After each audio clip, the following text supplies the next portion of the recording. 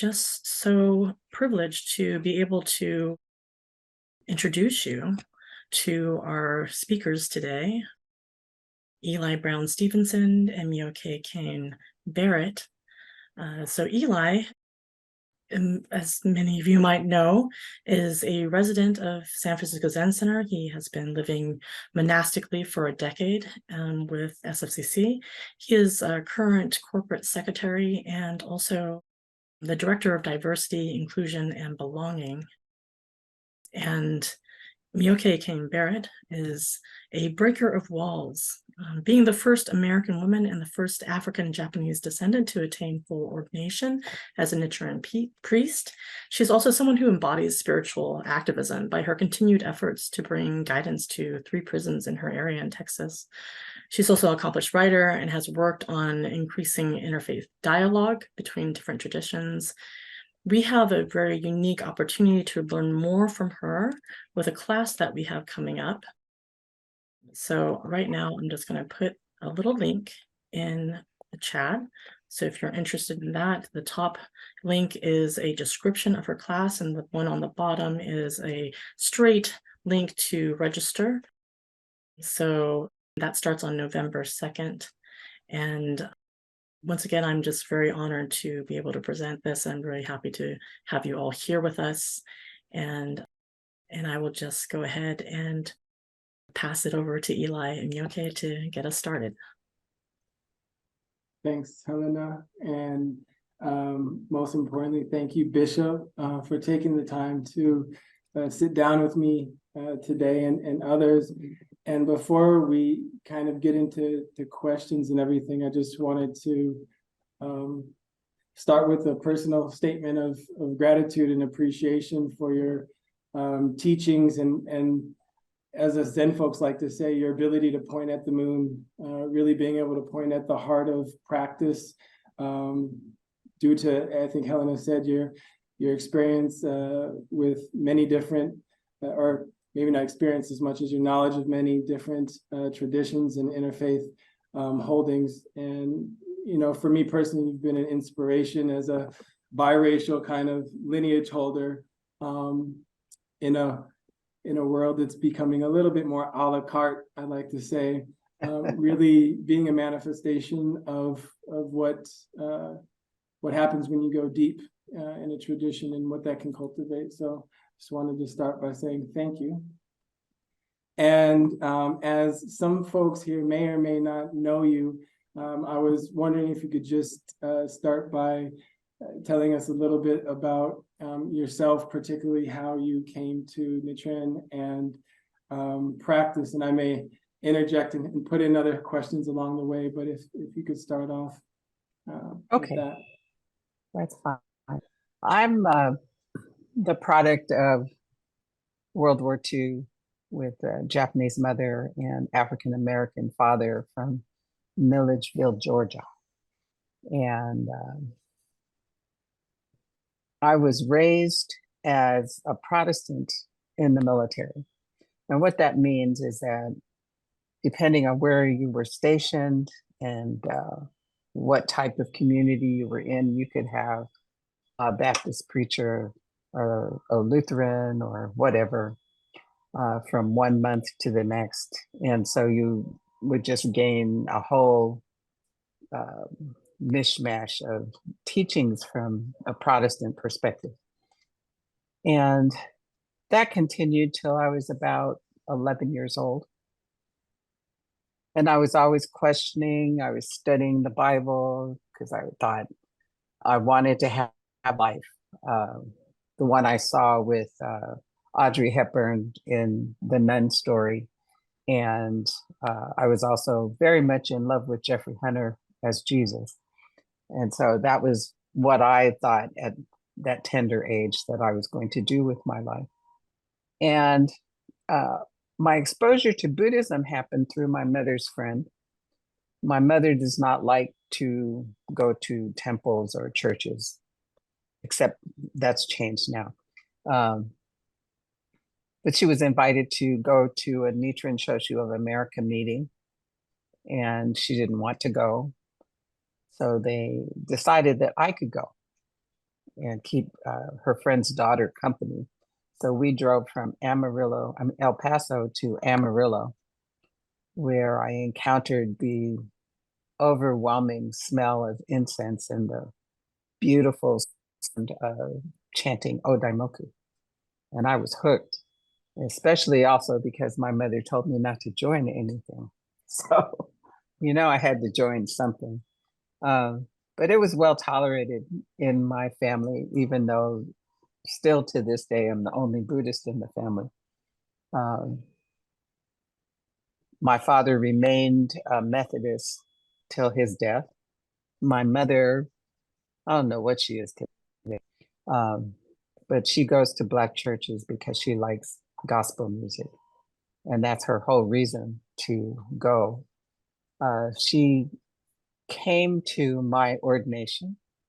So today, when she has a problem, she calls me as her priest and makes sure to say to me, I'm calling you as my priest, so you can't tell anybody what I'm talking about, even though it's about my other family members.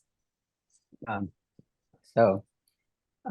learned after I started training to be a priest in the Nichiren Shu tradition that my mother's family is a Nichiren Shu family. And they are also married to a Jodo Shu family. So my family now consists of both.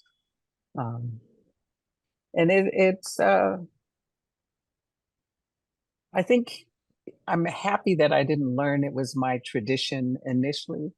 So I was able to get into it from the Japanese war brides and seeing through their experiences and how they practiced and the results of their own abilities to overcome really horrible circumstances. Having to deal with being in America and being hated because they were the enemy, and then having their husbands also be, alcoholics or, domestic violence abusers, all of those kinds of things that they had to deal with as a result of coming to a foreign country and raising their children in an environment that was quite hostile to them. And to see each one of them over the years overcome every single circumstance to the point that their husbands became activists and leaders in the Buddhist community as a result of their wives' dedication. So it was a practice of witnessing and experiencing Sangha on a very deep level that I didn't really understand until much later, that what I was witnessing was what the practice of Buddhism was really all about. Being in Sangha, supporting other members of Sangha, and practicing the Dharma to the utmost of your ability. Thank you for leading us in that way. And I'm really happy that you did mention those little bits about it being your birth religion. I was hoping that you would add that. How does that still kind of resonate to you as you deepen your practice? Could you say a little bit more about that? I used to always wonder, why was I born mixed race in this time? Why was I born a female in this time? And over the years, when I was younger, I finally understood that my purpose in life was to be a bridge and to integrate those cultures and make the Dharma the vehicle that would do that. It took a long time to really understand, and the deeper I got into practice, the more I was able to see how important it was to have the experience of faith and the experience of practice.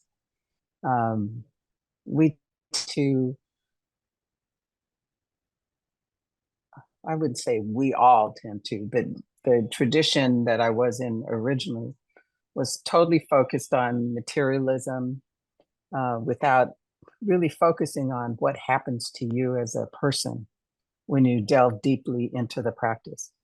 When you start to understand that essentially you become a center for Dharma practice, for Dharma insight, for embodiment of the Dharma. Because really, truly, the only way you can spread it is by being Dharma, in the sense of being able to put it all into practice. And growing up in a tradition that was in the States was primarily focused on material gain and benefit was a bit difficult because it left out the depth of the practice. And folks were quite focused on achieving material gain, as was I when I was younger. It was just, these are things I want, so I'm going to chant about that. I'm going to focus on that. In spite of that, however, because practice is the best master, I was growing and learning about Buddhist practice and Buddhist embodiment, even as I did not know that that was happening. And it wasn't until I started to really study the teachings in the Lotus Sutra that I realized what I had gained and what I understood. And then it was like, wow, an explosion to say, you know what? You know a whole lot about this stuff. And it's all based on your personal experience. So now that before you were in the Nichiren Shu, I think you were in a different lineage, if I remember correctly. And so because there are folks more newer to both of those lineages, perhaps, could you say a little bit more about why you're drawn to this specific lineage, and then also being that the Lotus Sutra is such a central part to this lineage, and folks may be aware of it that are coming in with a more Zen lens, because it was very important to Dogen, particularly I think the chapter 25 here of the Cries of the World. But could you just say a little bit more about the Lotus Sutra, what maybe resonated with you personally, but then also the importance with it within the lineage? It for me has always been the sound of the chanting, and the incredible joy that I felt within from hearing it. And I practiced with Nichiren Shoshu of America, which became Soka Gakkai. And it was a very narrowly focused path, focused specifically on the things as interpreted by Nichiren Shoshu. So back then, I guess it was way in the 60s, and that it was more focused on actually studying Buddhism, at least introduction to basic concepts. But that changed as different phases happened and the different periods of going out to introduce the Dharma to the world. And I didn't find the satisfaction in my path there, because I felt a lot was not happening in terms of actually practicing according to the teachings. But there was a very narrow focus. So when I decided to leave and go looking for something else, I didn't know where to go. And that was when I learned that there were at least 35 different schools of Nichiren Buddhism, and that Nichiren Shoshu and Soka Gakkai, who are split today, were out, in essence, outside of that group that all followed the traditional path. The majority of the schools are very traditional in looking at the Buddha, the Dharma, Sangha as the three treasures. And it's slightly different in interpretation in Nichiren Shoshu and Soka Gakkai. But I'm not going to focus on that too much. And when I found Nichiren Shu, there was such an explosion of joy in my body when I heard them chant for the first time and participated in the rituals, because I was missing that. I mean, everybody chants and does, the prayers, but there was that understanding that this was really capturing the essence of transcendence and uplift through the power of the Lotus Sutra. And that's when I said, okay, I found a new home. And then once I learned that they had female priests and I could become a priest, it was like, wow, I'm realizing the dream I had at 11 and 12 to be a nun, but I could be a priest. So I pursued that. And that's when I found out about my family and my connection to Nichiren Shu that had remained hidden all those years. Amazing. Thank you for sharing that. And just to say, not only a priest, a bishop at that. And Yeah. so I wanted to speak to that because I hear so much of a sense of engagement and coming alive. And I know that an essential teaching in that tradition is not maybe just standing still, being more engaged in the world. And I was curious if you had any thoughts you wanted to share on how the teachings of the Lotus Sutra can address the challenges of kind of modern society. And I was hoping that you may also speak to you spoke one other time to a parable of the burning house. Does that sound familiar? Yeah. Today's society. Chapter 5 of the Lotus Sutra, where the Buddha says that I don't see this one or that one. All are the same to me. All are equal. I don't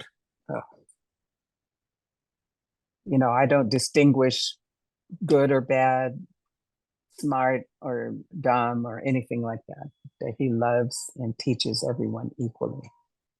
That was a huge thing for me to encounter.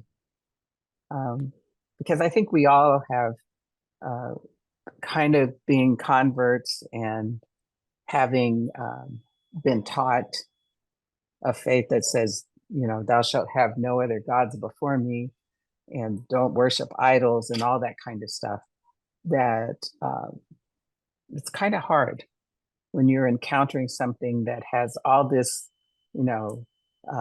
esoteric stuff, the little nature stuff, and all of it's combined together. It becomes quite difficult to separate from all of that. And to realize that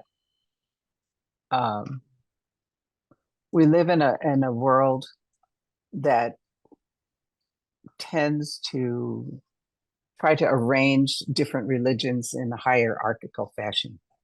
And what the Lotus taught me was that I didn't have to worry about that. I didn't have to think about it, because the Buddha says that he looks at all people equally, all beings equally, whether they're monastics or lay people or criminals or good citizens or anything about them. And all are taught according to their capacities. And that the Buddha has appeared in many different forms, in many different times. And the teachings are always received according to their capacities. So because of that, I was able to eliminate the nature of, the barriers I might have to really accepting different people's faith traditions, because they were not mine, right? And that's what we see a lot of today, especially if you're not practicing my faith, then you're no good, or you're a lesser being, or whatever people have. And what's happening right now in our world today.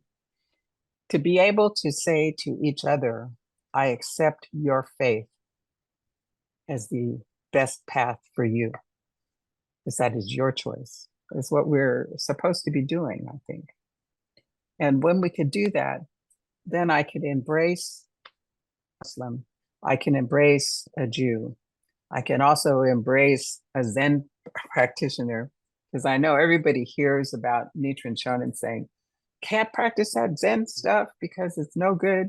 But you also have to look at the context and the time and where we are today.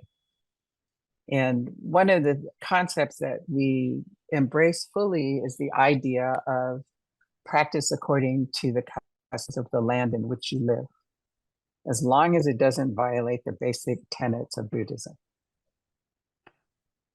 And that may be difficult for some folks, but to really understand, especially for us, we live in a country that allows us to practice whatever it is we choose, even though it's a little bit tenuous right now. And I think it's important for us to remember that each of us has chosen a path that works for us, and not to be tolerated, because I hate that word. When people talk about religious tolerance, means that I allow you to exist, even though I think you're totally wrong. I mean, that's how it's practiced, evidently, in this world today. To be able to say, I accept your faith. It's good for you. And the person who really taught me that was a Catholic woman who was dying.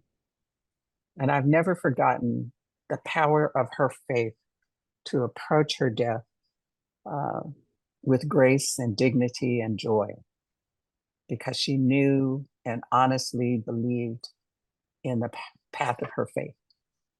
And so death was, to her, nothing to be feared.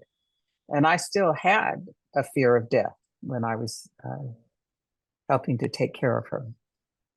I didn't understand it at that time. But she showed me the power of faith in another tradition, which then also inspired me to seek it out for myself. So we've always been challenged to be interfaith. And in the Japanese American communities, you do find more of the intra-faith practice of Shin Buddhist and Nichiren Buddhist and Zen Buddhist communities actually working together. So when there's a bazaar at a Nichiren temple, the Pure Land folks come over, the Zen practitioners come over, and they all work together, celebrating the different holidays they have in common. And it's kind of a unique environment. And those are largely the folks from the days of internment and their survivors, because of what they had to build together. So there's many different ways of seeing how that works together. But all of us, I think, now are really focused on this whole notion of trying to be interfaith. Because if we can't act collectively together to try and solve the problems that we're seeing right now, then who's going to do it? So we have to do something.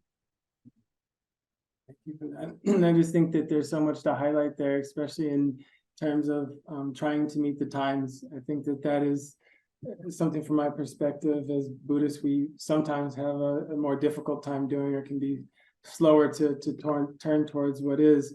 Could you maybe, again, because there's folks that may not be as familiar with the tradition, could you speak to a little bit about the emphasized 5 practices, and as Zen folks also try to build practice into all of our activities, and this seems like it's somewhat on scale with that methodology. So could you speak a little bit about that and share some of those practices? The Lotus Sutra, it says the 5 practices are to keep, to receive and keep, to read, recite, copy, and expound. the teachings. And so to receive and keep is to accept and try to keep in compliance with the teachings that are contained in the Lotus. To read it is, the study part of it. To recite it is the daily practice of chanting twice a day. Copying is the practice of sumi, or shakyo, or shabutsu. Shakyo is the copying of the calligraphy, and shabutsu is a copying of the images of Buddhas and Bodhisattvas, and then expound. So the expounding of it, I think, is what's more difficult, because when you think of expounding, you're thinking of talking about it and sharing it with people. But I think it's coupled more with the keeping part of it, that expounding it happens through your daily life. So, for example, if one has a tendency towards anger or bad temper or whatever, and I used to do that. I used to have a really bad temper that would fly off. The more I got into the depth of the practice, that I understood that I had the ability to change that response, and that it was my responsibility to work on lessening the effect and the impetus to be angry, to understand the anger and be able to shove it aside and get over it in a very quick fashion. And I used to really enjoy getting angry, because it was kind of a release. I used to go driving and say, okay, I'm real pissed off right now, I'm going to go for a ride. And then realized one day that I was driving a 3,000-pound weapon in the hands of a crazy, angry woman. So I had to find a different response and a different way of coping with what I was feeling. And that was through chanting, to be able to chant the title of the Lotus Sutra until my anger was either resolved or I understood that there was no reason to be angry, that I was making up a story for myself just so I could do whatever I felt like doing. And it is very present. It's something I think that, at least for me, that thinking of there's not this one or that one, that all are equal in terms of what the Buddha is saying, that I have to behave that way, that I have to interact with everyone and everything that way. So I can't ignore people who show up in my space, because there's a reason for them to show up in my space. It's not without consequence that I encounter particular individuals. And so I've come to look at that as an event that happened for my fundamental good, for my ability to embody the teachings of the Buddha, for my ability to find within myself the little areas where I'm still a little weak here, but I need more practice here. Because I think that everything that happens to us is essentially for our benefit, even if it's the worst thing that we could imagine happening. That it's incumbent upon us to look at what's happening to us and to say to ourselves, what is the good in this situation? What is the gain in this situation? Where's the beauty? Instead of going the opposite, just blowing up and, going off left field, trying not to deal with what's really happening. And it happens also with the people that you encounter. So what if we each walked out every day determined to make the world a better place? And that became our practice, like chapter 20 of the Lotus Sutra, Bodhisattva never despise. And y'all have the best song. ever my hero that we use quite a bit. So, but I've seen it work in the prison system. Yeah, I was hoping you could actually, not to interject, but I was hoping you could mention that, because a lot of people hear Buddhists say what you're saying a lot, and it sounds, oh yes, that sounds great, but you really are someone who have lived and put forth these words. So if you could just share a little bit about that, because I really think that your experience, especially with some of the white supremacists, had just, when I've heard you speak about that before, it's like, oh, okay, this isn't just words. And I think that it highlights the activation of the sutra, as you're saying. So if you could just take a moment. Sorry to interject. Sure. When we first went to the prisons, when we were first invited to come in to help start the Buddhist Sangha, we did not realize that the men we would encounter were all white supremacists. And they didn't realize they were going to be met by 3 women of color.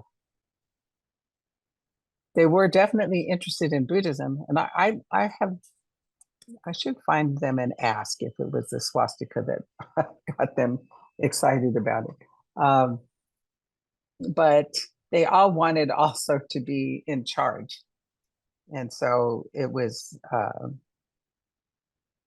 an effort for me to have to learn to stand up and be the teacher and not give way to other people's opinions about doctrine and the teachings of the Buddha, because that was what I was supposed to do.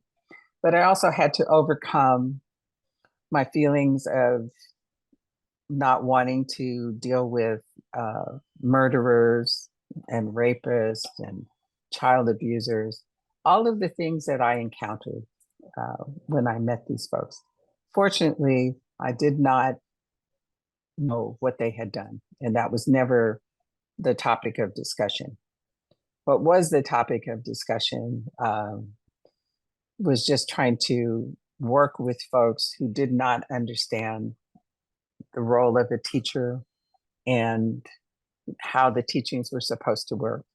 So we did initiate the practice of bodhisattva, never despise, and particularly with the chaplain, because it was the worst chaplain I've ever encountered in my life, actually, because he didn't like to do his job.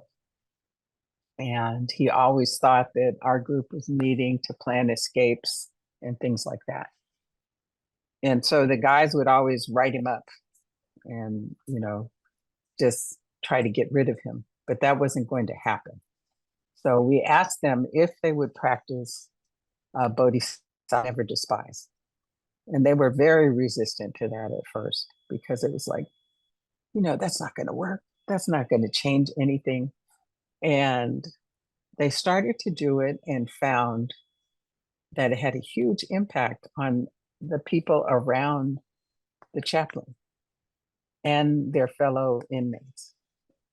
And they also started to change themselves and reciting those words that I respect you, I'll never despise you, I know you'll be a Buddha someday. So it was like I guess you could say like gang signs or something that people would do gasho to each other. And, it was kind of funny. Even the chaplain turned around, and it led us to having the very first Buddhist retreat in the prison system in Texas.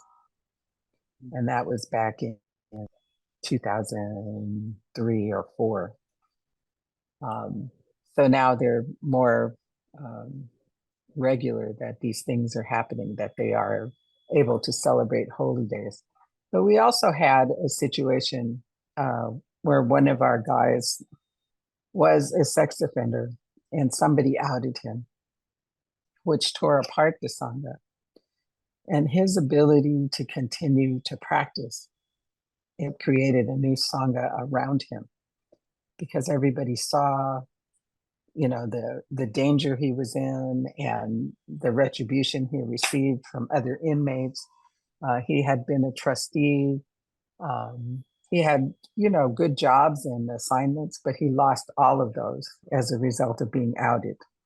And he continued to practice so strongly that a new Sangha built up around him. And that also transformed, excuse me, the men with whom he interacted within Sangha, because they too started to realize that something had to change. And I couldn't tell you for sure when we learned that these guys were white supremacists, but all of them had changed. We used to tease each other about how dark one was and who was darker, in terms of being field hand, because they all worked in the field. And so they come in pretty brown. And so we tease them about that, saying, and they came to accept that kind of lighthearted joking about the fact that there was colorism happening. But they all ultimately came to welcome every single person that came in. And we were one of the very first groups that became pretty completely integrated, in terms of having started out as an all-white group to a group that is now probably more Latino, but it also includes all different ethnicities, and also now includes trans women who have been housed according to their birth certificates. And the beauty of the system that we set up is such that these men take care of these trans women, even as they're dealing with their own negativity around trans people, but they're taking care of it. So that's like a huge thing that I really appreciate from the Dharma in having reached their lives. Thank you so much for sharing that. Bodhisattva Jofuku, right? Yeah. Yes, that's such a story of transformation and testament to practice.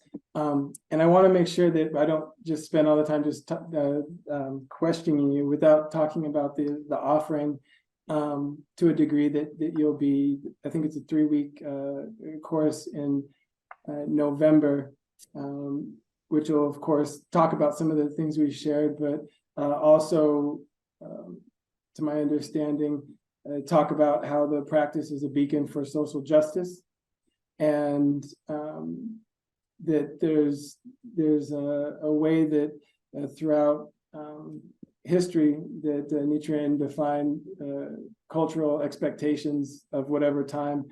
And then in addition, I thought you might be able to share some of the letters that he addressed to women, emphasizing teachings from the Lotus Sutra. That's what's really great about Nichiren Shonen's letters, and the fact that we have so many of them. My favorite of all of them is the what is known as the Menstruation Gosho. And I think historically, most of us know that women were thought to be unable to achieve enlightenment because they had the 3 obligations to their fathers, their husbands, and their sons, as well as not being able to achieve the status of a Brahmin, or I think there's 5 of those. But and in Nichiren's time, the thing that you notice in his letters is that they are written to Lady so-and-so, Lady Oman, Lady Nichinyo is one of the few that has her own name that he had given her. but most of them are written to the mother of, to the wife of, to the daughter of so-and-so. And so, I mean, you don't even know who these women are, except that they're attached to a male figure. The letters that have women's names on them are those that are written to the nuns or women that he honored with a designated name. Most of the time, you don't know anything about the woman, but you might know something about her family circumstance or all of that. The menstruation gosho was written at a time when women were thought to be impure. So they couldn't go to a temple, they couldn't step on a mountain, and they were not supposed to practice because of their impurities. And so a woman had written to Nichiren and asked him about this prohibition. And he basically explained the social mores of the time and saying that to these women that, yeah, I know this is what society has to say about this, and this is what you have to show so that you won't get into trouble in your community. But you should remember that they're in essence trying to interfere with your faith. And so in public, behave as if you're keeping with those standards, but in the privacy of your home, continue to practice as you would normally. So he did that quite a few times in different letters to women to encourage them to be true to who they were, to really understand their circumstances. And we always laugh about the one where he says, you know, just to be honest, if it was up to me and I came back, I would not want to come back as a woman because it's too hard and all the difficulties women have to suffer. But there are plenty of letters that really expose the strength of women, and they're all plain talk in a sense for the times in which they live, and always refer back to a foundation in the Lotus Sutra so that they understand at the same time while he's giving them guidance, he is also teaching them about the Lotus Sutra and what the Lotus Sutra has to say about anyone's condition, any individual, any living being's condition, so that they're able to understand how to overcome it. And he writes frequently about sharing it with others. Some are written from the standpoint of keep this to yourself type thing, but the majority are written so that they can be shared in the Sangha with other folks. But there's no restriction in his view towards women in terms of their age, their function as, you know, mothers or daughters. He always praised women for their ability to persevere, for their strength. I mean, if you can imagine a woman traveling alone with her children to go visit the priest and having to deal with dangerous conditions, you know, mostly having to walk to, say, for example, maybe from Houston to Dallas, just to visit the teacher and bring him gifts. And every single one of his letters that comes from receiving donations, he answered every single letter and acknowledged the donation and just expressed his gratitude to people who supported him. Thank you for sharing that. It's again testament to the teachings, because I just, you know, that would have been rare for that time. Certainly, to speaking to that. So I wanted to touch back into the different, I guess you could say, cultural weaving that you've had to do throughout your life. Obviously, both coming from Christianity and returning, I will say, to your birth religion, but then also holding, you know, different cultural identities as African American and also Japanese. And you're at the forefront of the kind of wave, I would say, or integration of not only Nichiren but Buddhism to the West, or to America in particularly. And that's a huge umbrella that I just set. But could you please, just speak to that? Why you feel, or maybe the challenges and opportunities that you've acknowledged in that journey, and just any wisdom you have. I feel that most of those of us who are in some type of position to teach or to extend this hand of practice are I don't want to say conflicted, but it's difficult to do this weaving and almost re-revealing in the context of today. So I don't know if that made sense, but I'm curious to hear what you have to say. I think the major issue has always been having people say to me, "What are you?" To this day, I still get that. And to this day, I'm not recognized as Black by a lot of folks. I'm also not recognized as Japanese. And the one thing I am recognized as is by other folks who are like me, and we see each other and acknowledge each other. And to walk in that world, and there's not, huge populations of us, even though we've been around for quite a long, long time. And to walk in the world of being essentially a universal native. Many of us are claimed by everybody. Sometimes I could be Latina, sometimes I could be from Madagascar. The only place I've ever felt totally at home from just who I am, what I look like, and all of that, and never had to deal with anything like that is in Malaysia, maybe Hawaii.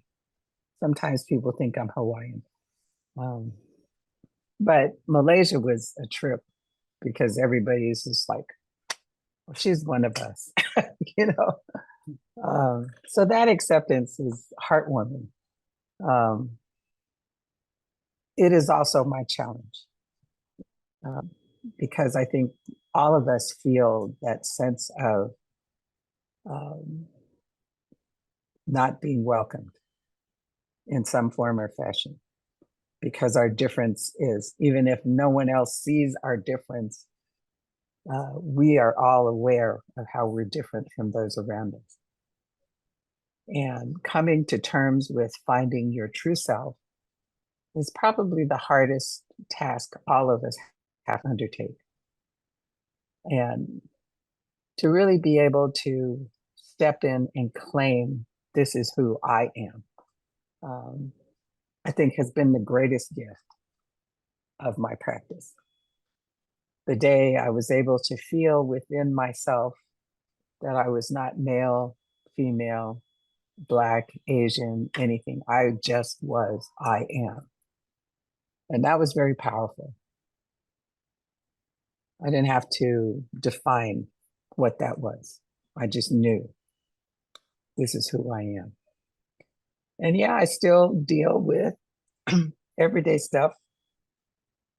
But the thing I've come to understand that all of it is a teaching. And everything that I've encountered in my life is a vehicle for the Dharma. So therefore, I don't have to be embarrassed, ashamed, or guilty about any of it.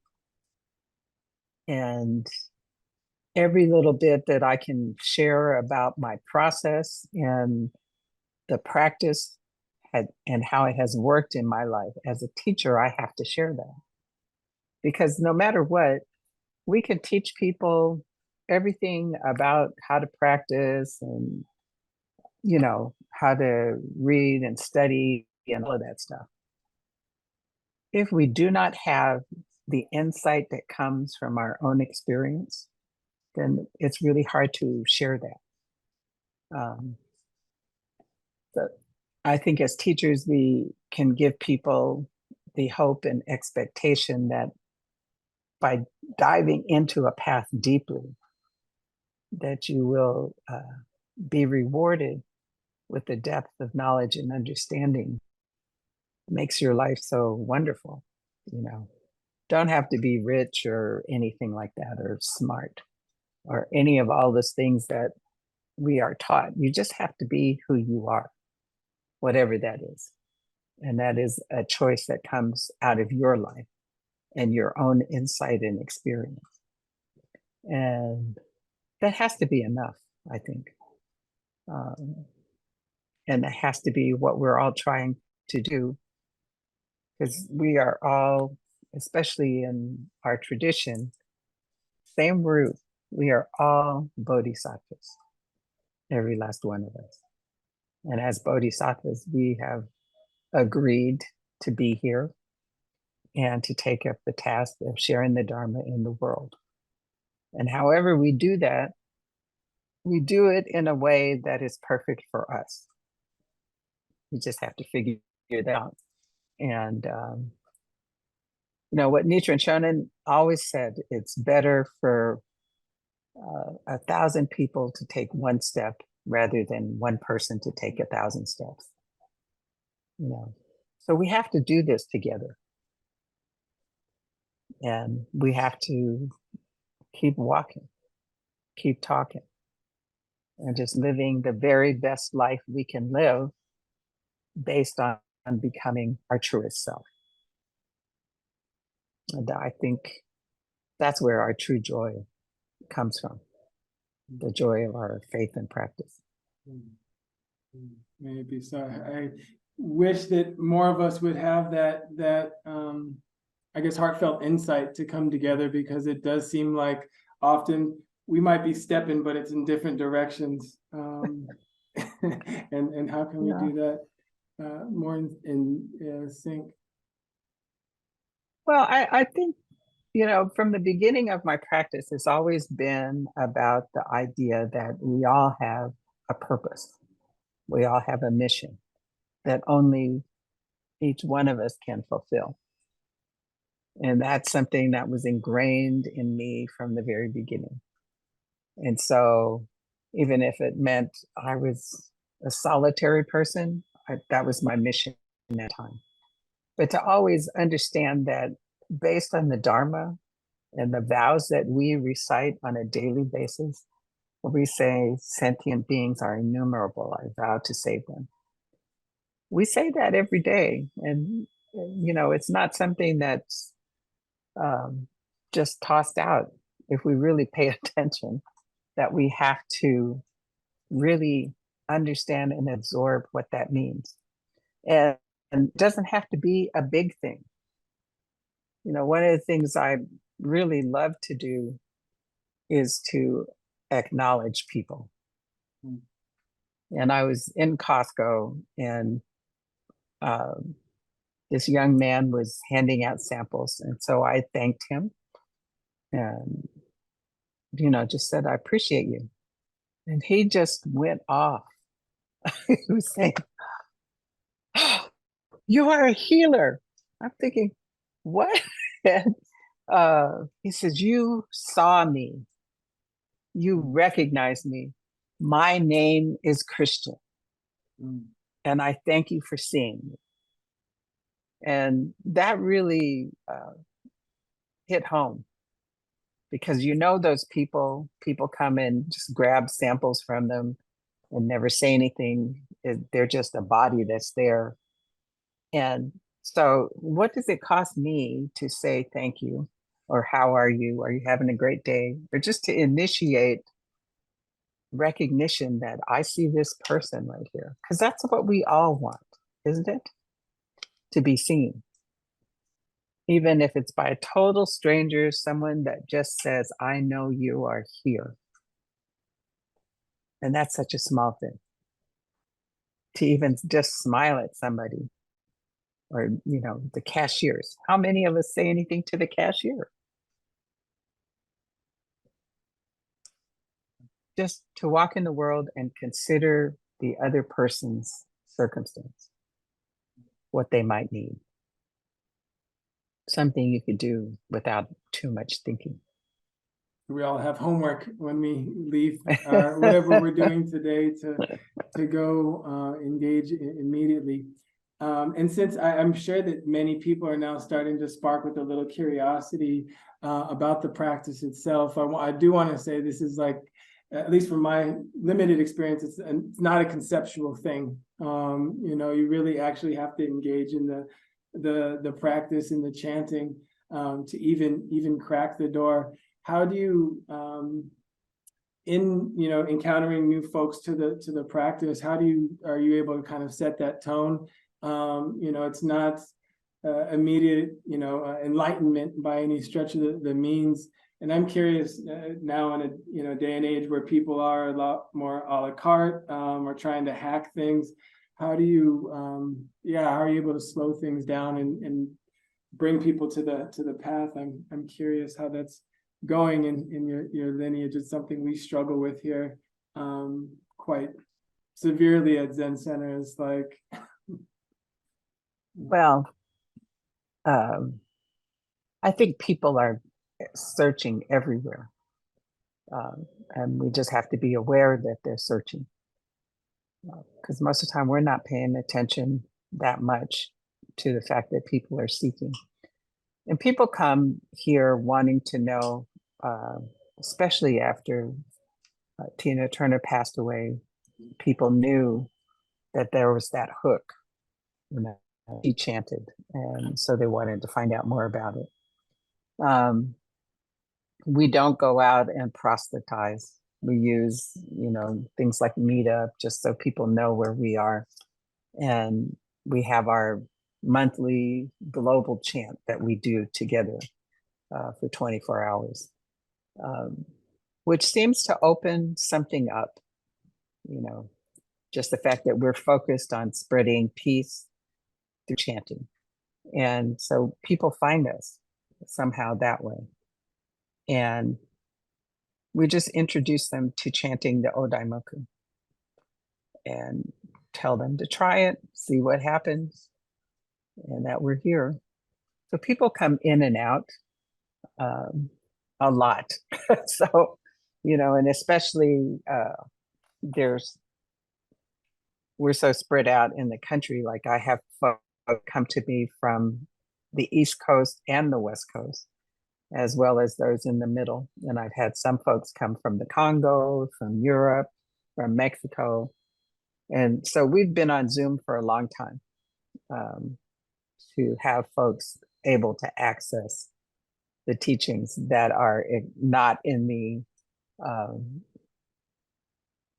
Nichiren Shoshu tradition, because they're curious, because they didn't know we were here. And so now that people know we're here, more people are just coming to be curious and find out what's going on with us that makes us different. And because we're very traditional school. But it's not easy, and especially living in the South, it's like Baptist heaven here. So, I've encountered people who are just terrified because you're not a Baptist or a Methodist or evangelical Christian. And it's quite an experience to encounter those folks. And I'm not going to be out there expressing the sentiment that you guys are following a slave religion. I've been asked to say that. It's like, I'm not going to say that. I can't say it because I respect their choice. So I think we have to all just be that beacon that will respect another's choice without judgment and seek the same for ourselves.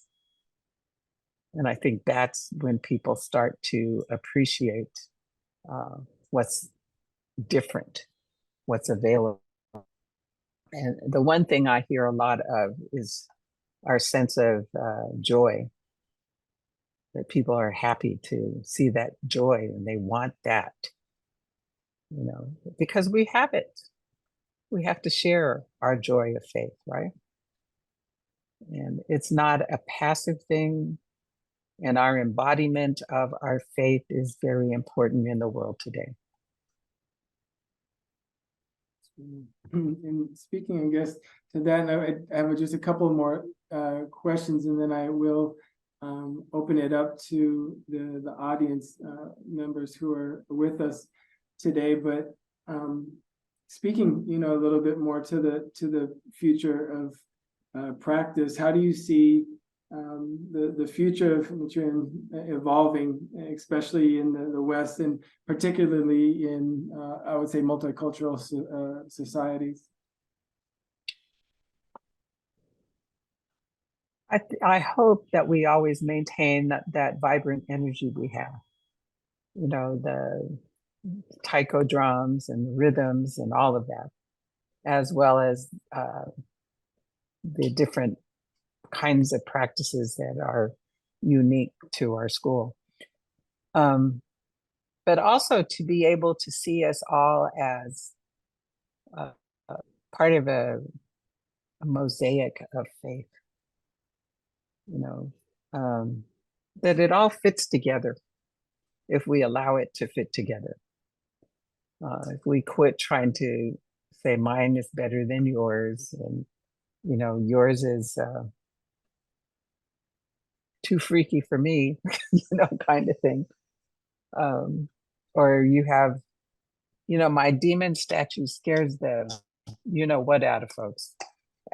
But I love my demon statue because my demon statue says, just as you are, you can come here and achieve your enlightenment, just as you are. You don't have to become a man. You don't have to become a human, just as you are. And I think that that's what we all want, to just as we are, achieve something wonderful with lives. And if our faith is the thing that can guide us and carry us along the path, then that's what I think we have to really work for. Don't you think so? I wholeheartedly agree. I want to package a lot of the things that you've set up today and kind of almost use them as guides as here at Zen Center, as we continuously are trying to meet the where the world's at and what the world needs, and doing it in a very new space. So I was just curious how that was going for you all, and it sounds like you already had adopted the online offering scene before pre-COVID. Oh yeah. Because I know that's how I first, was chanted, which it was nice because I would have felt embarrassed, honestly, being around others, and so it's very felt very welcome to be able to try things for the first time in the comfort of my own space. Yeah. So what? Go ahead. I'm sorry. None of us likes the blank screens either. So, the people who show up and never show their faces. So yeah, you already had community online and whatnot.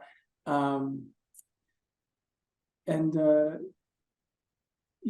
think before we wrap up, for some other breadcrumbs for people to perhaps follow, I'm curious to know if I were going to start in the Lotus, pick up the Lotus Sutra and start, what's the kind of first go-to that you offer for new students to study or to start to become more intimate with those teachings? Well, we tend to always start with a little bit of history of the Lotus Sutra, and also how Tendai Buddhism, Chi-E, separated it, categorized it, so we understand the difference in how he looked at the different teachings that Tiantai or Chi-E did, so that you come milk all the way up to ghee, and being able to understand the historical perspective of the sutra. And then we just start in from the beginning and start studying it. We do study it at least once a month. That's what I was But gonna also say. in February, some of us will do a chapter a day because there are 28 chapters and 28 days in February.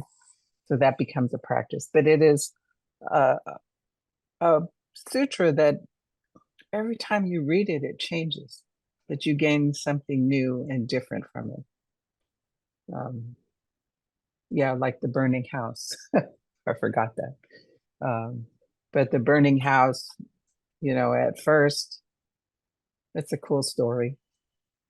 But then to understand later the implications of Sravaka, Pratyeka Buddha, Bodhisattva are essentially all the same path, the one vehicle. But it takes a while to get there. Appreciate the invitation, because it seems like the turning of it constantly is how it actually on an outward basis, how the tradition's been able to meet the times of the world at various points. Well, it's also the fact, I believe, that if you jump around, you'll be a perpetual beginner. But if you find a path that works for you, stick with it and go deeper into it. And over the years of studying the Lotus, it's like, wow, I'm just shocked at the things that today I even discover upon reading it. Because it's like, well, I didn't see that before.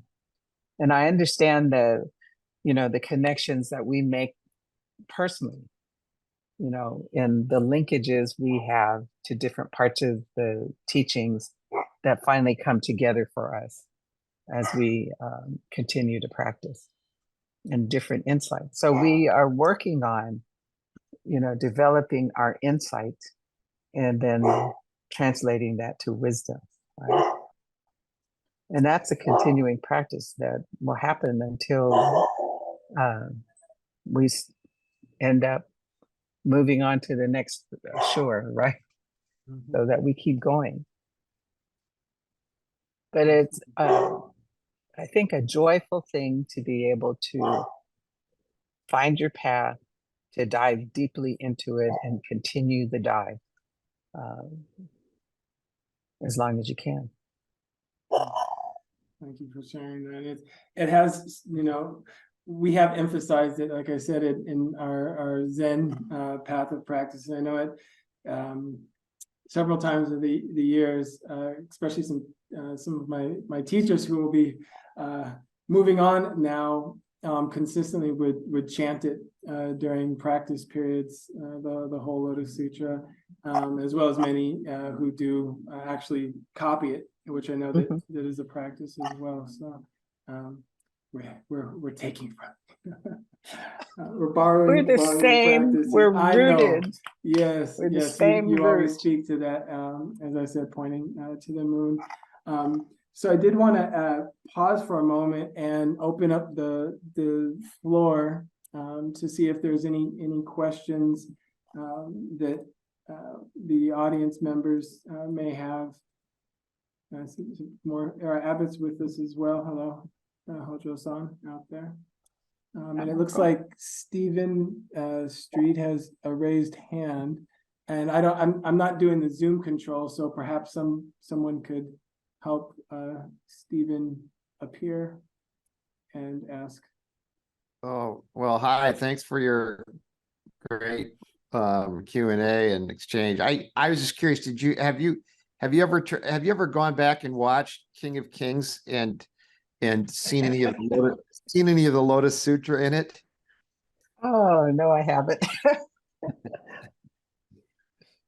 Yeah, the only thing I remember about the movie, I mean, other than knowing the story intellectually, is that scene where he's looking out and the camera comes into his beautiful blue eyes. And so that's what made me in love with him. Thank you. King's a king. I'm gonna have to look up that reference later. They used to show it every Easter.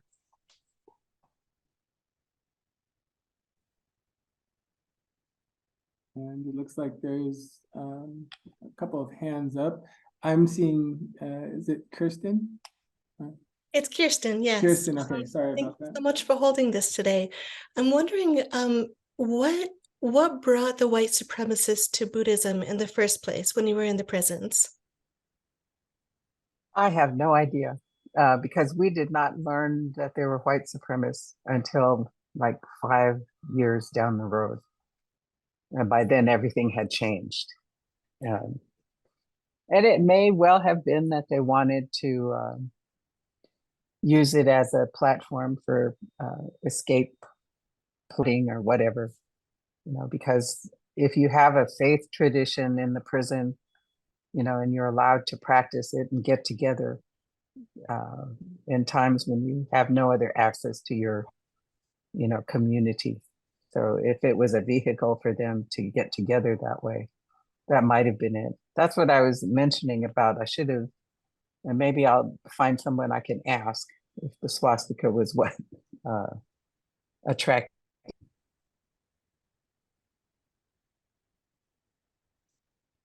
Thank you. Thank you Sure. for the question. And then there's another hand up.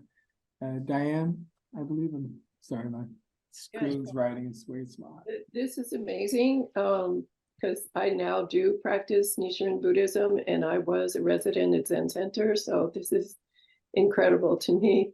I'm wondering, how did the prison initially, how did that connection happen? Did they approach you, or did you approach them, or how did that happen?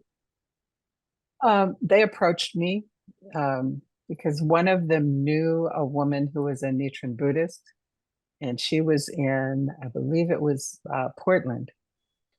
So somehow she found me and connected me to them. Thank you. I'm gonna Thank read I'm gonna just read up about you and follow up about you, because until today, I had no idea that there were other Nichiren organizations. Duh. Anyway, thank you so much. Sure. Encourage the deep dive, Diane, and to all of you. There's a lot of wisdom to be found. I see a hand from Reverend. Okay, it just might have disappeared, or did you put it Walko. down, Rev? Or? Yeah, I put my hand down, yeah, Oh, okay. Okay, but you're because still I okay, turned my sorry. camera on. Gotcha. Sorry, it's a little Zoom Here. lag. I apologize for the backlighting here. Let me see if I can No adjust a little problem. bit. I want to my name's Walko, and I want to thank you so much for your Dharma. It's just really a pleasure and an honor to get to learn from you. And years ago, I had some early encounters with Nichiren Shoshu and Soka Gakkai Buddhists, and I had some reservations about the chanting for stuff, etc. But I will never forget a tow truck driver that I met one day who stopped to pick me up after my tire went flat, and I was just so angry. And he was such a bodhisattva. And it was clear to me that he was a person of incredible spiritual depth, because he had been doing the practice, sincerely for many, many years. So I'm grateful to have been able to let go of my kind of preconception about that. And and I want to express my appreciation just for this very event. There's so much for us to learn from one another across traditions. And I know that the Shin Buddhists also have a lot to teach us, particularly about work for social justice, just as your tradition does. And so I thank you so much for being here and for offering us your teaching. And if I can be in your class, I will. Mostly just deep, deep gratitude to you and for your work. Thank you. Thank you very much. Thank you, Reverend. Our next hand, is it Samir? Hello. Ah. Yes, do you hear me? Yes, yes. Yeah. Okay. I'm calling from Sweden, from Stockholm. It's quite late now here, and but I felt very interested by this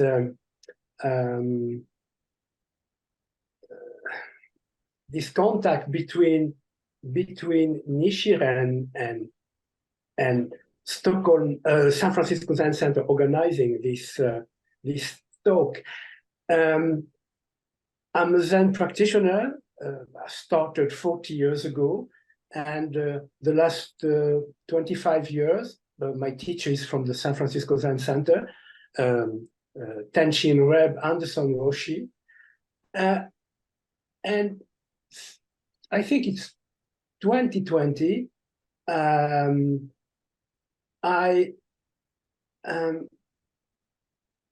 came in contact with Nichiren and the practice through you.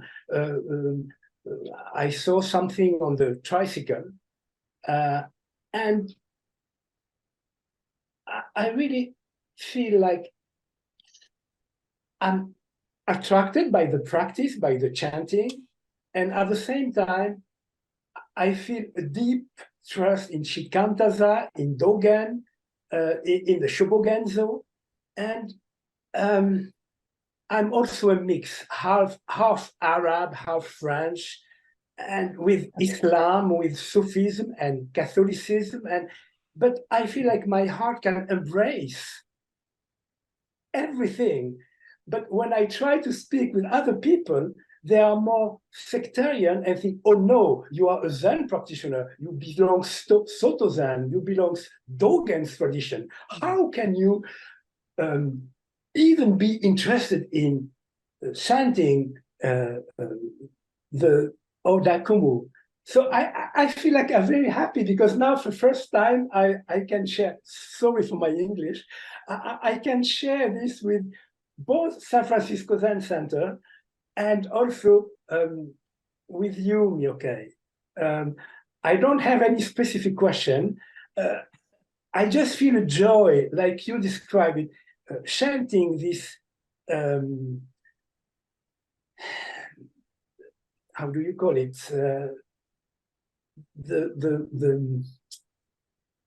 Oh, sorry, I can't find my words. But this chanting, it's you practice. I'm doing it every day, every night, you know. It's natural. After Zazen, I spend 15, 20 minutes chanting. And it feels natural for me. I have to be honest with that. And I'm still completely open for Dogen and for our practice. It's deep ingrained in me. So yeah, thank you. I'm sorry if I took a long time. No problem. No problem at all. We all came from the same root. And that's the thing I always try to remember, that our root is from the Lotus Sutra and Tendai Buddhism. So we all took what we needed. So welcome. Thank you. And Tenshin Reb Anderson introduced me to the Lotus Sutra 20 years ago. And he told me, study it and dive deeply into it and take your time. Really, thank you, all of you. Thank you. Thank you. Well, those instructions from Reb seem like from Tenshin Anderson seem like they were a direct invite to fully study and fully, I mean, there's not a deeper way you could really get into the Lotus Sutra. So you're following teacher instructions as far as I can hear. Bishop, what do you think? I think so too. That was your direct instruction. He saw something.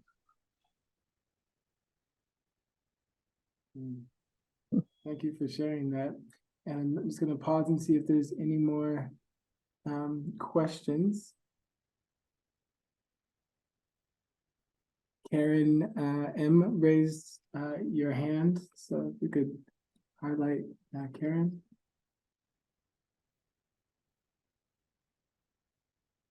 Thank you.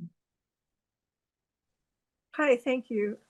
I wanted to repeat kind of what Samir said. I had a similar experience kind of with the Lotus Sutra and with Tenshin Anderson. After I received precepts from him, I said, now what should I do? And he said, read the Lotus Sutra. And I went, I don't think I want to. No. And he very kindly, fixed me with those bright blue eyes and said, read the Lotus Sutra. So I feel like, it is one vehicle and these things all interact. And I'm so grateful that Zen Center has invited you in to kind of share this ecumenical side of Buddhism. It's really beautiful. And thank you for being here. Thank you. Thank you for welcome. Thank you.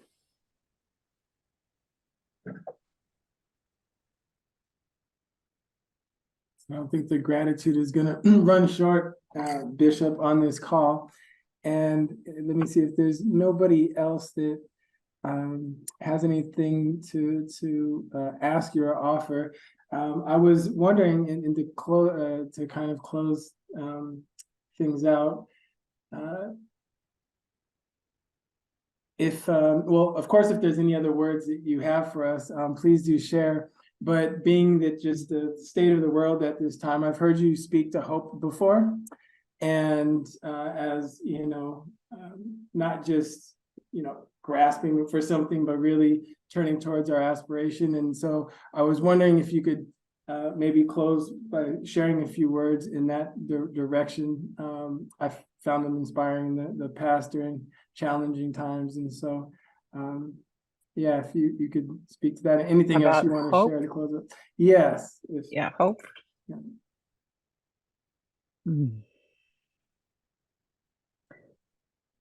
I think we all have to remember that we are so powerful, especially our minds are powerful. Because when we change the way we think, and we can change our whole lives, and we can change the world. And that means to firmly and constantly affirm what we wish to see.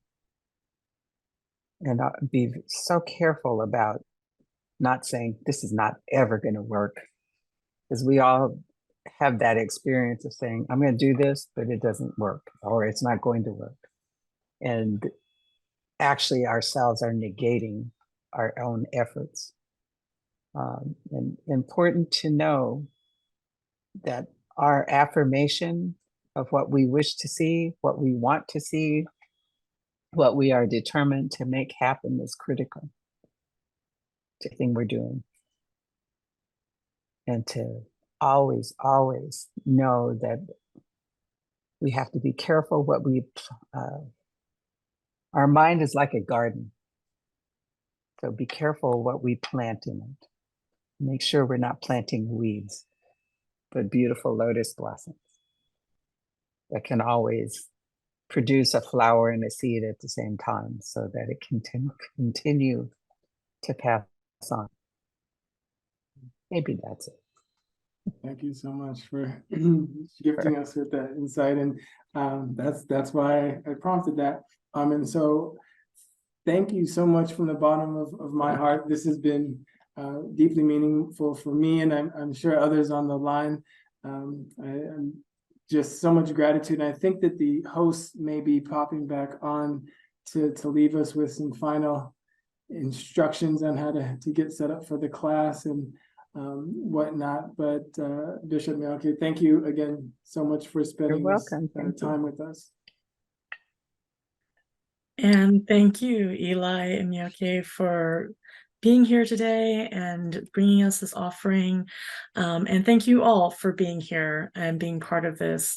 And I would like to encourage you, if you would like to support this type of programming, to please consider donating either to Myokei directly through the PayPal or Venmo, or giving to us at San Francisco Zen Center, so we can continue to offer these free events. And those are linked in the chat right now. And if this discussion has made you itchy for more, I'm going to again put the registration information for the class that starts on November 2nd for the Voice of Nichiren, Defying Boundaries for Women in Buddhism. And so once again, and just a final big bows to our esteemed teachers, both Myokei and Eli, for bringing this today.